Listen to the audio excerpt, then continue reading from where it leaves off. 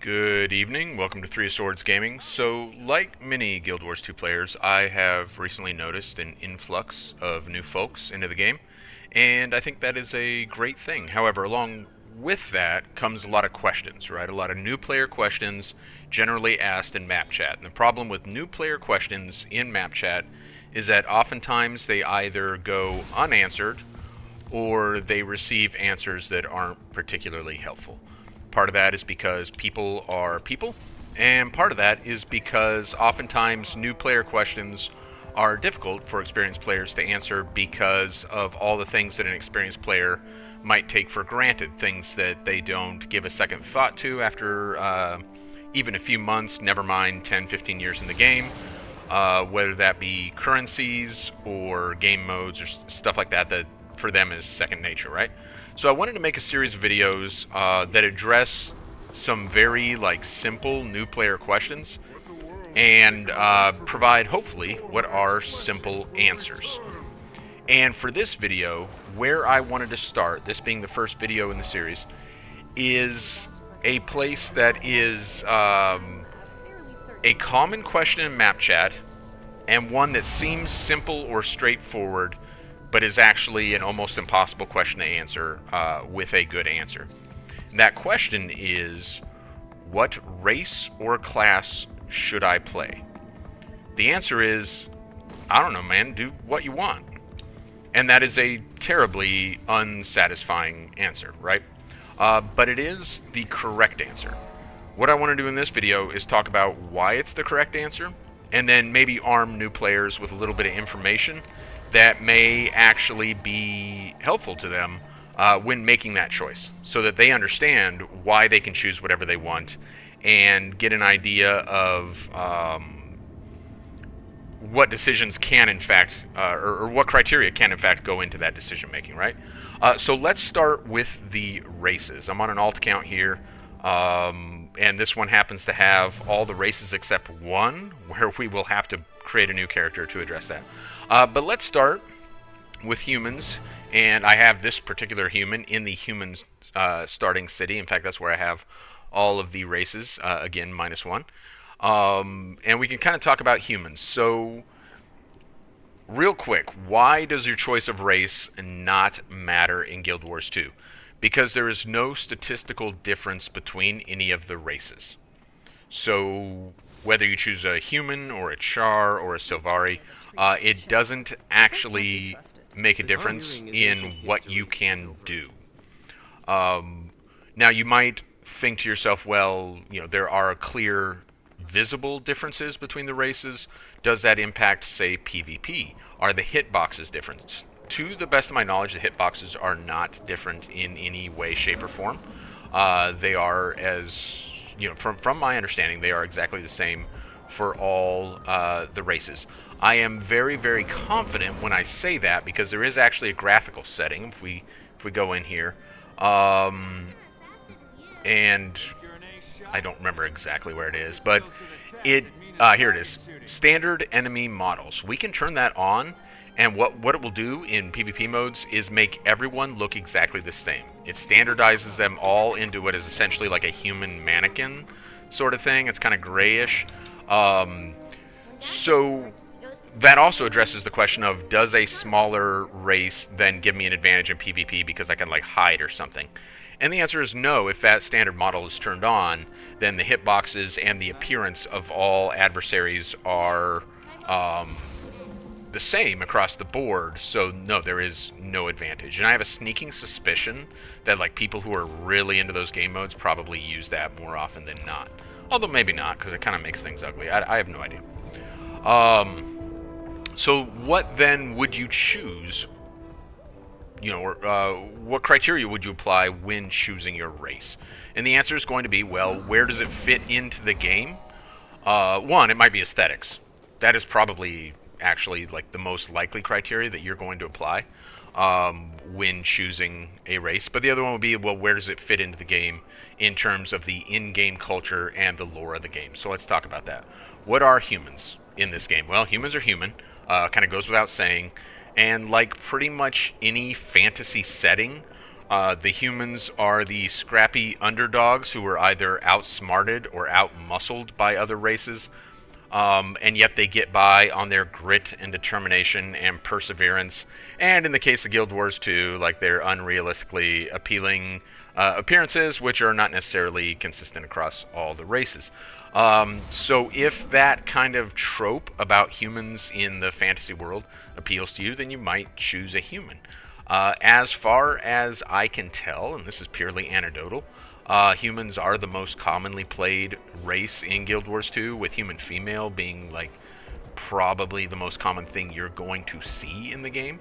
I probably don't need to explain why that is the case, and a majority of my characters across all my accounts are human, because I do myself prefer to play human. But we do have 4 other races to choose from, right? So we can talk about another one. Let's talk about the Asura, because the Asura are really kind of an interesting race. So this was a race that was introduced in the first Guild Wars in kind of their final DLC that they rolled out as they were preparing to, as ArenaNet was preparing to work on Guild Wars 2. And they have kind of a rat-like appearance here. I've also heard them compared to like goblins, sort of, which I guess you can go with. Compared to, so we got like some other folks here. You can see we are quite small compared to other races. We got a couple of Norn here, which I'll get to in a minute. They are giant compared to our little Asura here, but even humans, you can see, well, actually that's another Norn. So here's a human NPC. You can see still quite a bit larger than us, although we got tremendous hops. Look at that. We're even smaller than Christmas presents, apparently. So in terms of the culture and the lore, kind of where do Asura fit in? Well, I wanted to start out here in the capital city because, as you can see, they kind of have like this Magitech thing going on, this blend of advanced technology, but advanced technology that is driven by magical forces. So you see we got a lot of floaty things, a lot of... So here we got like a... And this came with one of the later expansions, but we got a terminal. So you kind of get this world where like almost computer-like things and similar technologies. Within the story, there's like some... there's almost like a cell phone type thing that gets introduced at some point. I'm not a huge fan. But you get these technologies that are then merged with magic and this more kind of medieval environment that we get in Guild Wars 2. The Asura are not religious per se. They believe in sort of an esoteric approach to balance and harmony, but in a more chemical sense, less spiritual sense, and they call that the eternal alchemy. So if you want to incorporate like a faith structure into what race you choose, Asura might be a bad choice if you want like a particularly faith-driven race, because that's not going to be the Asura. They also have a tendency to talk down. They are very proud. They tend to talk down to the other races quite a bit. So if you're way into like the lore and you want to incorporate that in, and you're kind of getting into the role play of it, you would likely look down at some of these other races, like that Norn walking by or that human over there. And the Sylvari, their interactions with Sylvari are actually particularly interesting. And we'll get into that a little bit more when we talk about the Sylvari. So let's move on. Let's talk about the Norn. Which actually, let's save them for last, because I'm going to have to create one. So let's talk about the Sylvari. So the Sylvari fill the niche that would have been filled by elves in like most fantasy games. ArenaNet was looking for something different. And this was not, unlike the other races, Sylvari did not appear in Guild Wars 1 at all. This is exclusively a Guild Wars 2 race. In Guild Wars 1, the only playable race was humans, but the other races did make appearances, particularly in Eye of the North, that last DLC that I previously mentioned. Sylvari, however, only appeared in Guild Wars 2 because within the lore, they did not exist up until just a few years before the start of the game, which now has been like 13 years ago or whatever.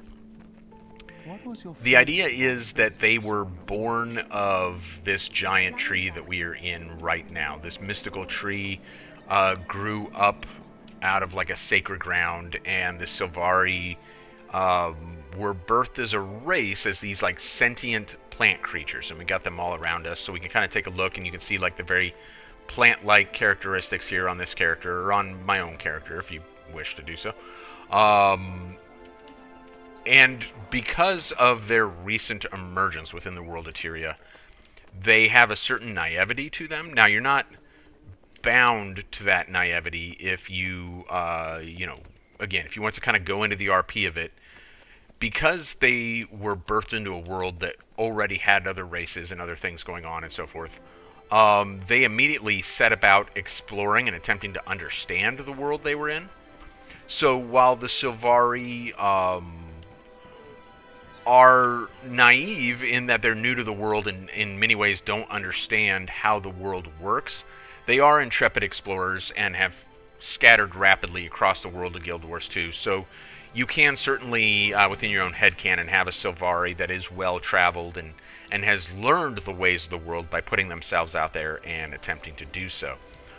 In terms of like the faith constructs of the Sylvari, their birth of this tree here is tremendously important to them, and is also tied to a as they are coming into existence, they are exposed to a shared dream of sorts. And this isn't necessarily... We get the impression within the game that it isn't necessarily true of all Sylvari, but it's true of many Sylvari. They're exposed to this shared dream, and that dream gives them like a life mission. And they call that the Wild Hunt. And this somewhat like mystical mission that is given to them by this dream is like a driving force within their life. Keeping in mind that a vast number of, a vast majority of all the Sylvari who have ever existed exist right now. And in fact, there's some game lore about like the first Sylvari to be murdered and kind of how that impacted them as a race. That one of the first Sylvari to come into existence, because there were 12 that initially came into existence before the others. They're called the Firstborn, and one of them was murdered by a human, and that's like a central story point, particularly within the Sylvari story. Where was I going with that? Jeez.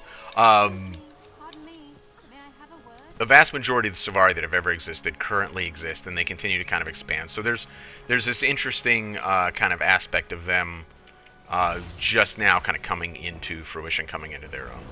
Speaking of the Sylvari story, there is one other factor that you may take into consideration, although as a new player it's really not something that's going to impact you.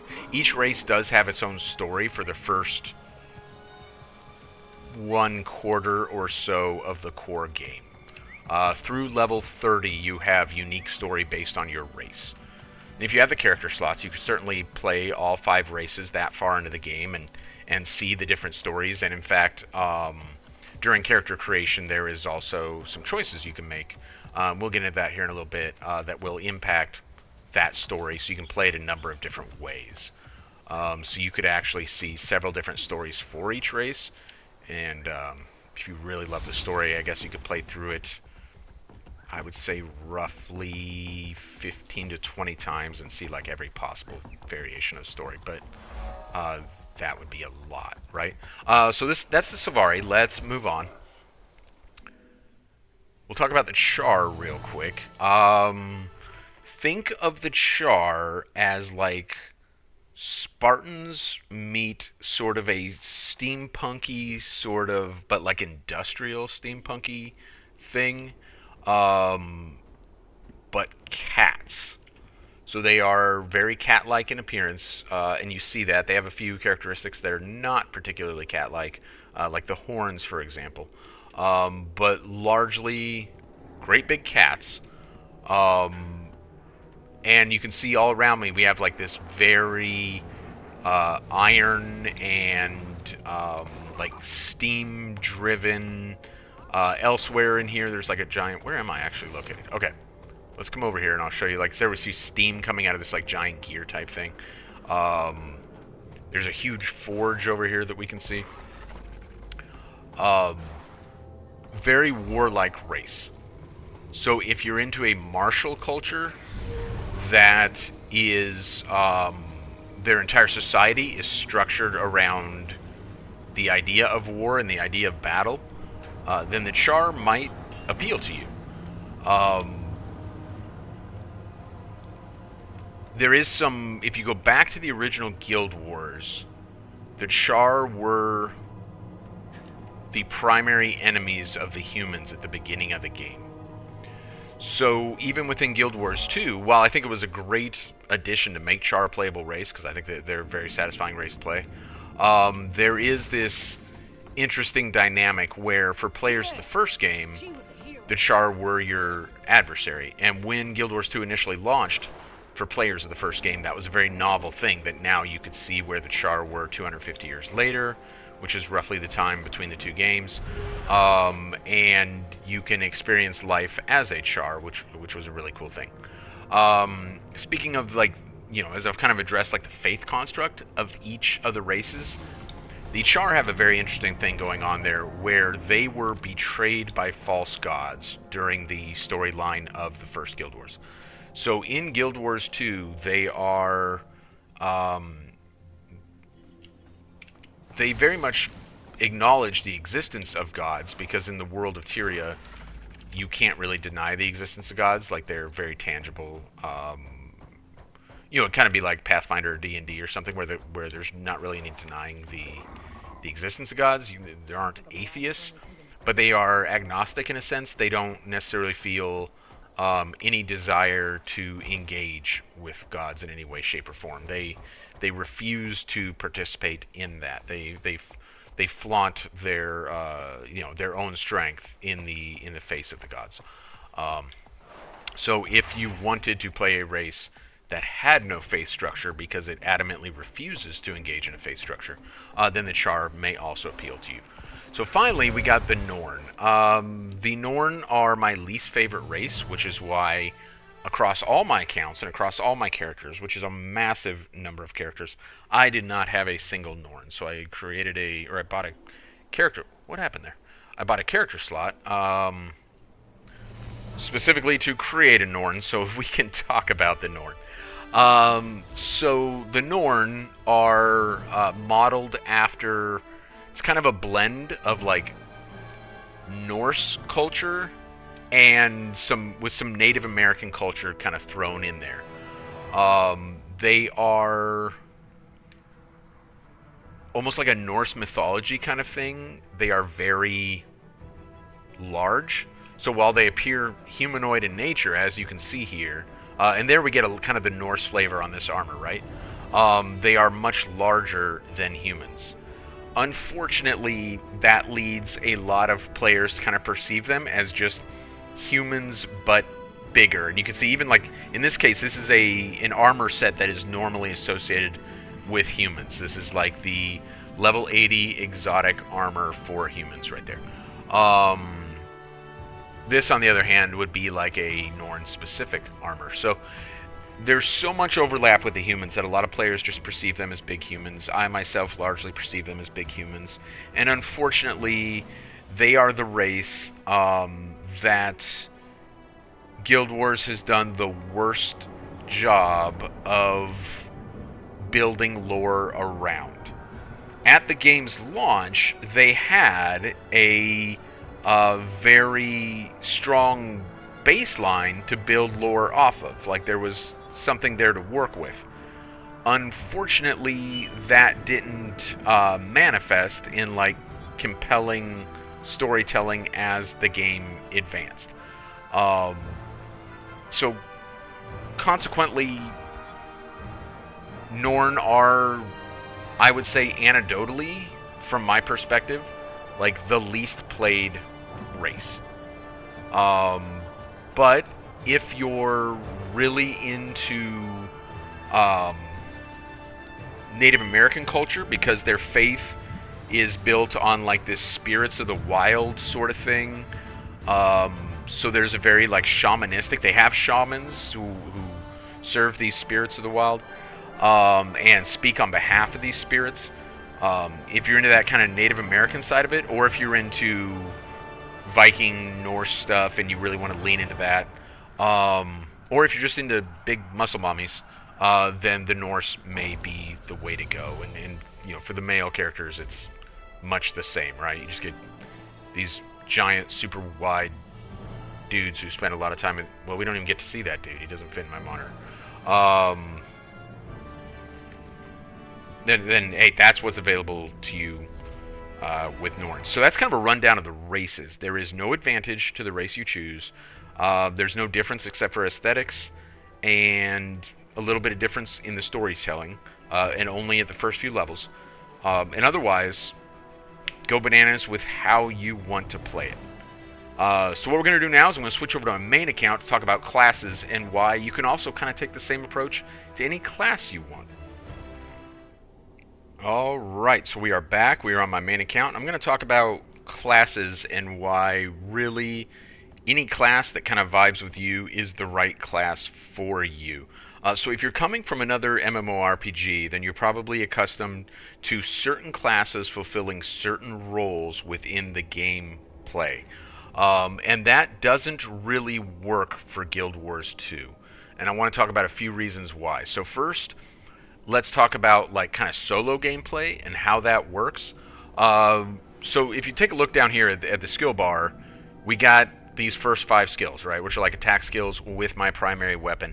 That's based off your weapon. So it's going to be the same based on the weapons you have, regardless of like other choices you choose. So when it comes to how you play the game, your weapon is going to be like the primary driver at the most rudimentary level, right? What I really want to draw attention to then is skill 6 right here. That is a heal skill. Every single class is going to have a heal skill there, and you got a few different ones to choose from. You can see I got these various options here. So even if you are a martial class, like you choose warrior and you're swinging sword and carrying shield and all that business, you still have a self-heal. So the idea of playing a particular role when you're running around in the world is like completely irrelevant, because fundamentally you're basically always going to like all the options are available to you regardless of the class you play. You're going to have utility skills, you're going to have weapon skills, you're going to have a heal, right? Now when we talk about group play, again, coming from another MMO where you have like these various roles, you may have already heard people talk about how Guild Wars 2 doesn't have the Trinity. Well, for the highest end game gameplay, there are still some roles to be filled. However, those aren't necessarily dependent on class, and they're a little bit different than they are in some other games too. For example, tanking is kind of a different sort of thing in Guild Wars 2, so that's not necessarily a role you would fill, except for very specific content where that is in fact relevant. But for the most part, you're not going to build a tank. You're going to build DPS, you're going to build support DPS, or you're going to build support healing. Those are kind of the three, and again, I don't really play this, I don't play that content, so I'm not the expert on that. We'll get into that in a minute. But that's kind of tends to be how it shakes out, right?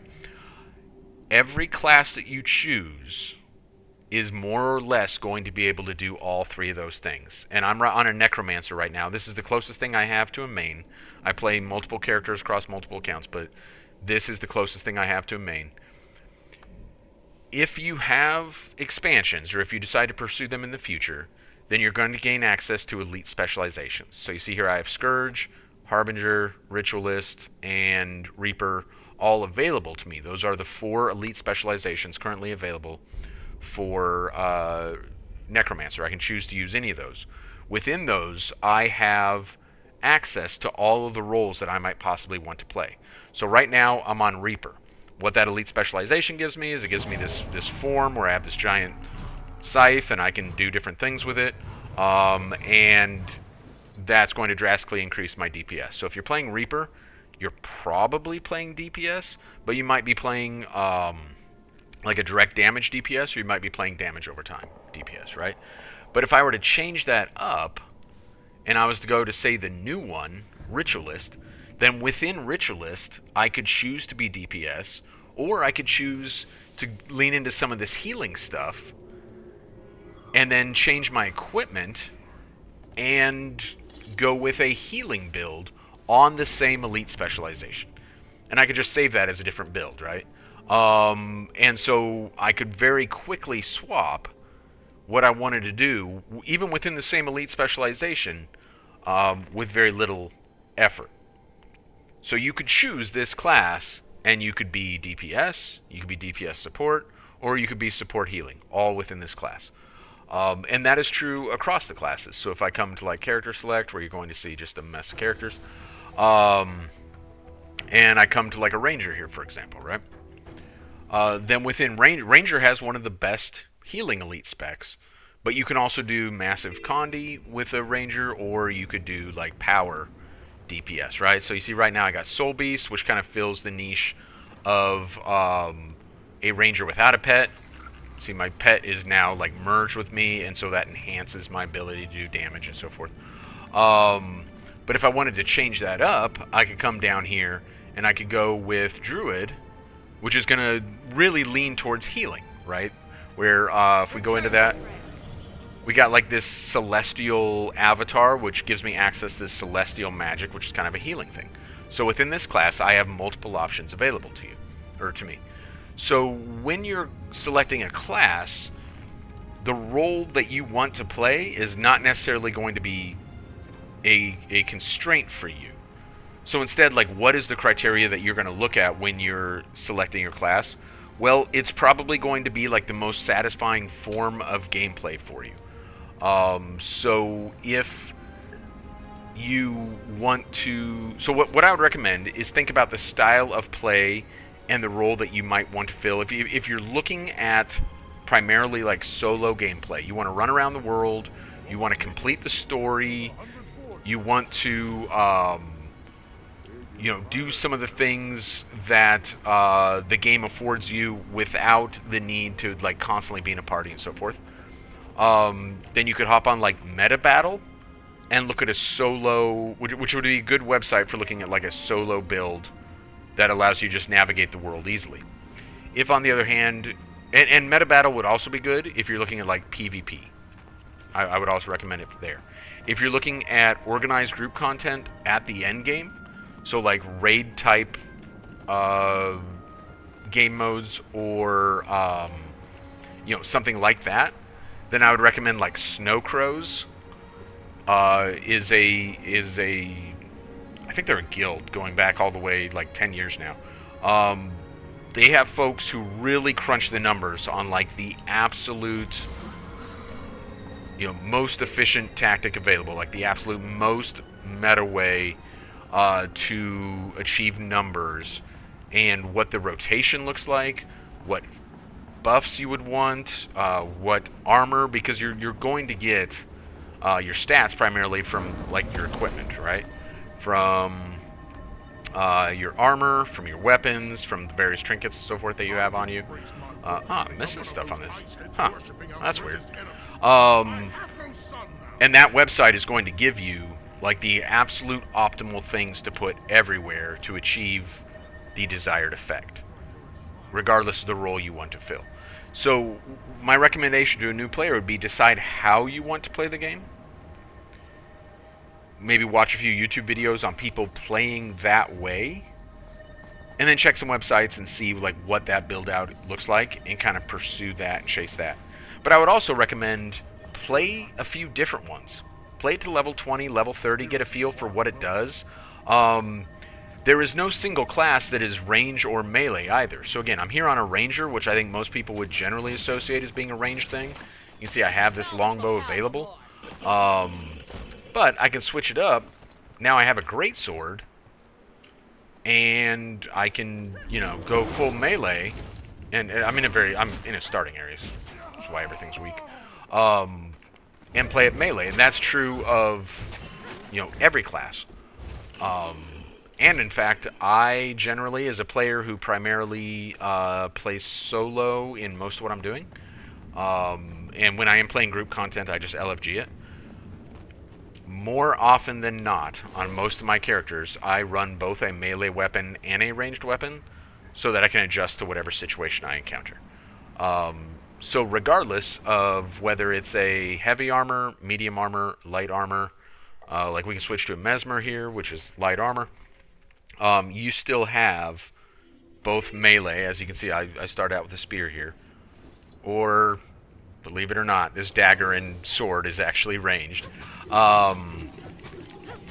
Both a melee and ranged option available to you, so that also is not a limiting factor in what you choose to do. So go with either the class fantasy of, like in this case, Mesmer is an illusionist of sorts that can create, not on this particular elite specialization, but the core specialization will create like clones and phantasms and illusions of themselves and use those in combat. Let's see. We can get one of those set up, I suppose. Alright, this should generate one. This class kind of takes those away and creates these little daggers instead. So it's kind of a poor class to demonstrate that. But there we go. So I got that illusionary defender who's going to help me for a time before eventually disappearing. That is the class fantasy for Mesmer. The class fantasy for Necromancer is probably pretty obvious. Class fantasy for Warrior is pretty obvious. For Guardian, think like Paladin. So we'll just go through them real quick, and then we'll wrap this up because I don't want this to be any longer than necessary. It's already pretty long. Illusionist, Mesmer, right? Ranger, your woodsman with a pet kind of thing. Necromancer. Warrior, martial expert, think swords, axes, that kind of thing. Thief, in this case, scantily clad thief. Think like assassin type business. What else we got here? Got all kinds of nonsense here, but some of it. So the elite specializations will change that class fantasy a little bit, right? We got an engineer, which is like a tinkerer with different items, different mechanical things, and if you go with the mechanist elite specialization, then you'll actually have like a big mech that runs around with you and smashes things. Revenant is like your whereas the Necromancer will deal with the corpses of the undead, Revenant more deals with the spirits of the undead and communes with those spirits and gains power from them, so on and so forth. I mentioned Guardian is like your Paladin archetype. You got Elementalist, which is like, that one's pretty self-explanatory as well, right? Mastering the magical powers of the 4 elements. And I think that is actually all of them. Is there one I'm forgetting? I tend to forget about like my least favorite classes, but those are Guardian and Elementalist, and I've already covered both of those. So I think I've covered all of them. So that kind of is the approach I would take. If you're a new player and you're asking yourself which class to play, style of play is not a constraint for you. The role you will play within a team is not a constraint for you. So lean into the style of play and the class fantasy so that you're having as much fun as possible, because pretty much any class you select, with a few like really weird exceptions, or not weird, but a few, if anything, somewhat logical exceptions, there is such a thing as a healing warrior, but it's probably not something you see as often as some of the other stuff, right? There is a healing thief. If you want an assassin that stabs their buddies in the back to heal them, like that is a thing that's available to you, right? So really lean into the class fantasy and playstyle versus feeling the need to try and fill a niche, because you can find a way to fill that niche regardless of the class you choose. And if it's just fashion you're going with, if you're just like, hey, I want a scantily clad blonde girl, you can still fill all the niches you want to fill and find the right playstyle for you while doing that. So it might even just be the armor set you choose. Although that's largely irrelevant too, because of outfits, which I'll get into in a subsequent video. I'll talk about like how the fashion system works. So that is kind of the quickest summary I could do on how to approach choosing a race and choosing a class, and why when people tell you to choose what you want, that is actually the correct answer, because you can do whatever you want to do regardless of what you choose for either of those things. All right, well, I appreciate you taking the time. That ran slightly longer than I expected it to, but hopefully it proves helpful. And when I get into some of the subsequent videos on things like leveling, elite specializations, the various currencies in the game, so on and so forth, then hopefully some of those things prove helpful for folks as well. Thank you, and you have a good evening.